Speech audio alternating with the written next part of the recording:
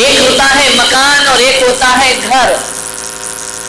मकान बनाने के लिए ईंट पत्थरों की जरूरत है, पैसों की जरूरत है, लेकिन घर बसाने के लिए ईंट पत्थरों की जरूरत नहीं, वहां पैसों की जरूरत नहीं। घर बसाने के लिए तो रिश्तों की जरूरत है और प्रेम की जरूरत हुआ करती है। प्रेम और रिश्तों से, संबंधों से घर बसा करता है। मकान बनाया जाता है, घर बसाया जाता है।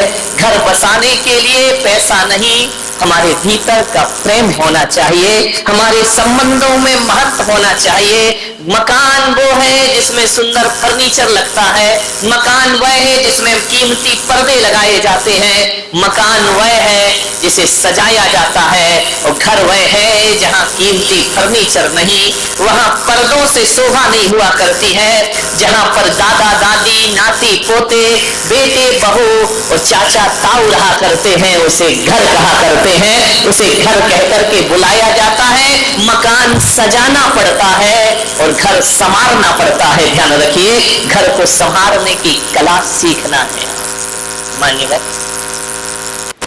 वह समूह जहां भावनाएं हो, जहां संवेदनशीलताएं हो, जहां त्याग हो, जहां बलिदान हो, जहां एक दूसरे के मान सम्मान का ध्यान रखा जाए, उस समूह को मैं परिवार का नाम दिया करता हूं। वह परिवार समझा जाता है परिवार। ध्यान रखना, मान्यवर, परिवार बिखर रहा है, मकान बन रहा है।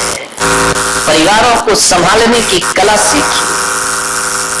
आखिर दो भाइयों के बीच ऐसा क्या घट जाता है, ऐसी कौन सी बात आ जाती है कि एक भाई दूसरे भाई का दुश्मन बन के खड़ा हो जाता है? ऐसा क्या बात मन में आ जाती है बड़े होते होते कि एक भाई कहता है ये धंधा तेरा है और एक भाई कहता है ये धंधा मेरा। परिवार बट जाता है, धंधे अलग अलग हो जाते हैं, व्यापार बट जाते हैं। मुझे समझ नहीं आता कि एक खून इतना भी बट जाया करता है कि एक दूसरे से बोलना और देखना भी पसंद। ये हालात है हमारे देश के। भाई भाई में झगड़े हैं, बेटे और पिता की नहीं बनती है, और हम धर्म की बड़ी गहरी गहरी बातें किया करते हैं।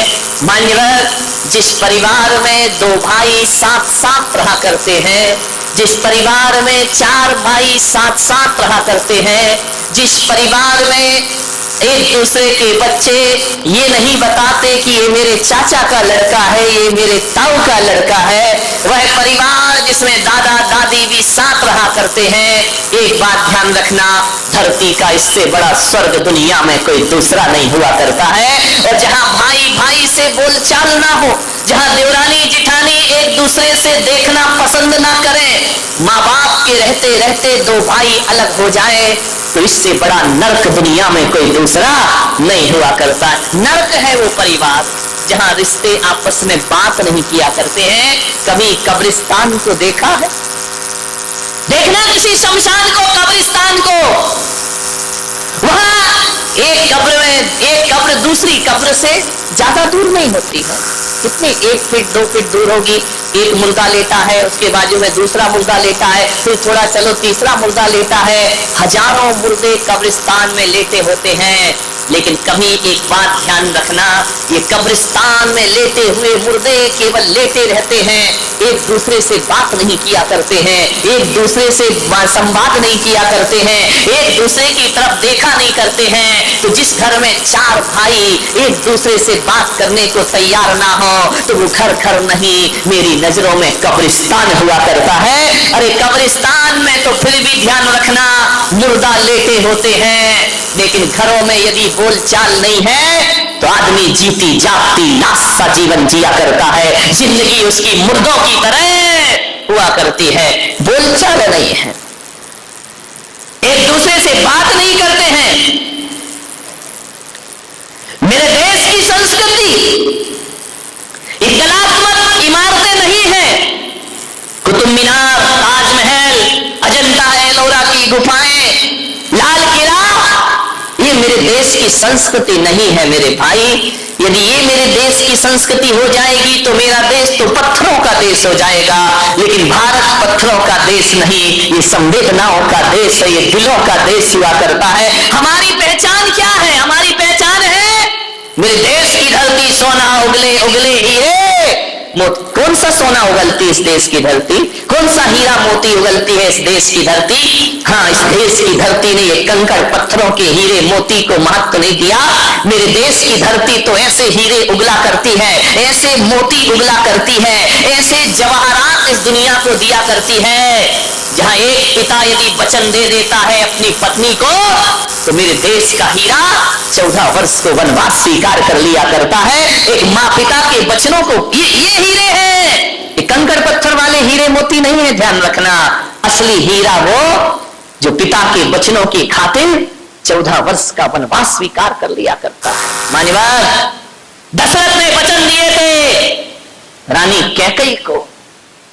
विचार करिए आप, उसकी जगह आज का बेटा होता तो कहता कि आपने अपनी पत्नी को वचन दिया है, उसे मैं क्यों भोगूं, मैं क्यों वनवास जाऊं, मैं क्यों जंगल जाऊं। आप पत्नी के प्रेम में पत्नी को वचन दे गए और बेटा वनवास जाएगा। और वो भी ध्यान रखना, कितना महान हीरे मोती थे वो, जिन्होंने ये भी नहीं कहा कि कौन सा तुमने हमारी सगी माँ को वचन दिया है, अरे सौतेली माँ को वचन दिया है, उसे निभाने हम क्यों जाएंगे, हम क्यों तुम्हारे वचन नहीं कहा। असली हीरे मोती ये है हमारे देश के, ध्यान रखिए। चल दिए राम लक्ष्मण वन की ओर बिना कोई प्रश्न किए। मान्यवर, धन दौलत से परिवार नहीं चलता, भाईचारे से परिवार चला करता है, ध्यान रखिए। भाईचारा होना चाहिए हमारे। देखो, ताली बजाना है ढंग से बजाए, नहीं बजाना तो मत बजाओ। अब बजा भी रहे हो, आलस भी आ रहा है, जरा अच्छी बात लगे, दिल को छुए तो बजाइए, नहीं तो कोई जरूरी नहीं है, ध्यान रखिए। मान्यवर, विचार करना है, कैसे कैसे भाई हमारे देश में हुए हैं। ये परिवार यदि चलेगा तो भाईचारे से चलेगा, अनुशासन से परिवार नहीं चलता है।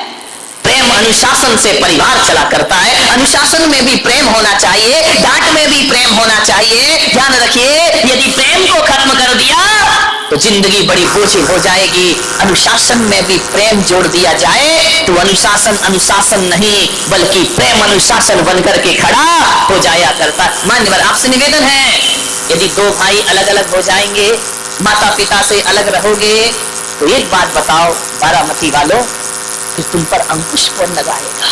तुम्हारी पत्नी पर अंकुश कौन लगाएगा? तुम्हारी जिंदगी को मर्यादित कौन करेगा? आज बुजुर्ग हैं, इसलिए हमारे घर में मान मर्यादाएं, संस्कार और इज्जत बरकरार हुआ करती है, वरना कब की अदब इस दुनिया से गायब हो गई। बड़े बुजुर्ग हमारे घरों में जरूर होना चाहिए, अलग होने का प्रयास मत करिए। पहले का वो जमाना था कि हर तरह से कोशिश होती थी कि परिवार टूटने ना पाए। आज का जमाना है कि हर तरह से कोशिश होती है कि हम भी अलग हो जाएं और तुम भी अलग हो जाओ। क्या जोड़ो परिवारों को। एक नारी यदि संकल्प कर ले कि मैं अपने परिवार को बिखरने नहीं दूंगी, एक नारी, ध्यान रखना, मुझे क्षमा करना, जब तक इनकी शादी नहीं होती दो भाई बड़े प्रेम से रहा करते हैं, लड़ लेते हैं, झगड़ लेते हैं, फिर एक हो जाते हैं।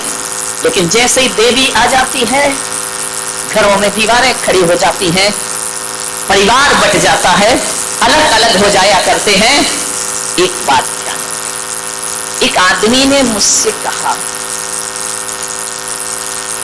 कि अगर माँ बाप की जिम्मेदारी लड़कियों पर आ जाए, अगर माँ बाप की जिम्मेदारी लड़कियों पर आ जाए, इस देश में एक भी वृद्धाश्रम दिखाई नहीं देगा। ध्यान रखिए, अगर माँ बाप की जिम्मेदारी लड़कियों पर आ जाए तो इस देश में एक भी वृद्धाश्रम दिखाई नहीं देगा। लड़के ने कहा, अगर सभी लड़कियां सास ससुर को माँ बाप का दर्जा दे दें तो देश में एक भी वृद्धाश्रम दिखाई नहीं देगा। पूरी दुनिया में कहीं भी वृद्धाश्रम के दर्शन नहीं हो।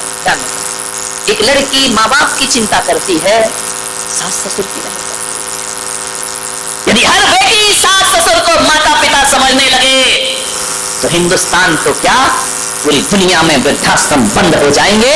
हर घर स्वर्ग में परिवर्तित। दोनों की जिम्मेदारी, लड़कों की भी जिम्मेदारी है तो लड़कियों की भी घर को स्वर्ग बनाने। एक नारी संकल्प कर ले कि किसी भी परिस्थिति में मैं अपने परिवार को टूटने नहीं दूंगी। क्यों टूटता है परिवार? शादी करके आती है, आप बहू बनकर आती है, परिवार के टूटने का कारण क्या है? किसी ने कुछ कह दिया, आप इसे बाहर हो जाते हैं। सहन शक्ति नहीं है, धैर्य नहीं है। हमको उसने ऐसा क्यों बोल दिया? अरे बोल दिया तो बोल दिया। लखनऊ के नवाब के बेटे अभी जाके देखो, जो कभी नवाब बने घूमा करते थे, आज उनके बेटे रिक्शे चला रहे, टांगे चला रहे हैं। ध्यान रखना, आदमी की जिंदगी का कोई भरोसा नहीं है। कब राजा को रंक बना दे और कब रंक को राजा बना दे। क्या हुआ? दो बात, ये महिलाएं पर्यूषण पर मारे हैं, 10-10 उपवास करेंगी। कुछ महिलाएं 16 का रंग के 30-30 उपवास कर रही हैं, कुछ 28 के उपवास किया करती हैं। 10-10 उपवास कर लेती हो आप लोग। आपसे बड़ा निवेदन है मेरा, बड़ी विनम्रता के साथ, 10-10 उपवास में आप भूख सहन कर लेती हो, प्यास सहन कर लेती हो कि नहीं? भूख प्यास सहन कर लिया तो आपका उपवास हो गया। लेकिन मेरा आपसे निवेदन है, भूख सहन ना हो तो कोई चिंता की बात नहीं है, प्यास सहन ना हो तो कोई चिंता की बात नहीं है। मैं तो कहता हूं उपवास नहीं होता तो मत करो। अरे 2 रोटी खा लो लेकिन प्रेम की जिंदगी जियो अपने घरों में। नफरत का वातावरण मत।